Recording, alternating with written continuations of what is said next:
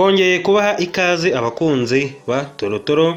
Uyu munsi tugiye kurebera hamwe uburyo tracteri zigenda zirutana mu biciro, ariko turi kuvuga ibiciro bihenze cyane. Uze ngo turi kuvuga tracteri zihenze kuri ino si dutuye. Ariyo mpamvu twifashishije imbuga zigiye zitandukanye, harimo urwa Tractor Lab, harimo urwa Case International ndetse n'urwa Lecturer Specification.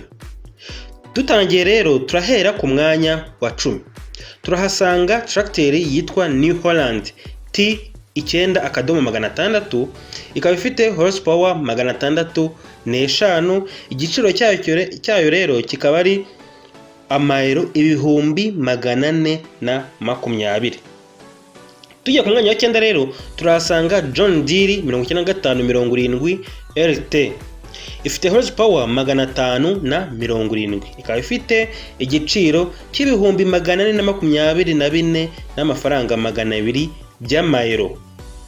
Ku mwanya wa 8 turahasanga New Holland T645, ikaba ifite horsepower 580 ndetse igiciro cyayo mu mayero akaba ari ibihumbi 436 n'amafaranga 300. Ku mwanya wa 7 turahasanga John Deere 9570 LX, ifite horsepower 570. Igiciro cyayo mu mayero rero akaba ari ibihumbi 437.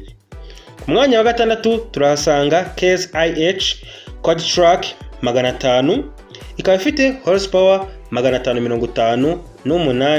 Igiciro cyayo kikaba ari ibihumbi 449 n'amafaranga 500. Ku mwanya wa 5 turahasanga New Holland T9/700, ikaba ifite horsepower 590. Igiciro cyayo rero mu mayero ni amafaranga ibihumbi 454 n'amafaranga 200.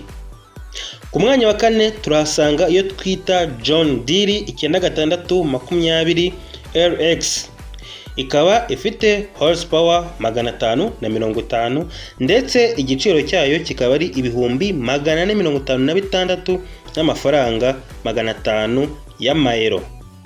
Hanyuma ku mwanya wa 3 turahasanga Case IH Quadtrac 540, ikaba ifite horsepower 617.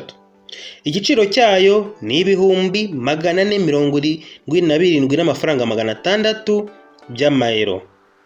Hanyuma ku mwanya wa 2 turahasanga Case IH Quadtrac 580, ikaba ifite horsepower 647 ndetse n'igiciro kiri mu mayero y'ibihumbi 496 n'amafaranga 100 by'amayero.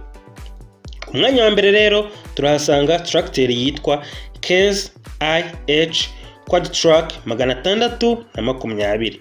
Iyi ngiyi rero yo ifite horsepower 628 ndetse n'igiciro kikaba kiri ku mafaranga ibihumbi 513 n'amafaranga 800 by'amayero. Aha kandi twabibutsa yuko iri rero kugeza ubu ngubu riri kuvunja 1119. Ikindi nuko ibi biciro bihera umwaka ushize wa 2019 mu kwezi kwa 7. Uze ngo kugeza ubu ngubu 2020 rero hashobora kuba hagenda hari igihindukaho gake gake, ariko kugeza icyo gihe nuko ibiciro byari bihagaze. Niba hari n'icyahindutse, hahindutseho utuntu dutoya.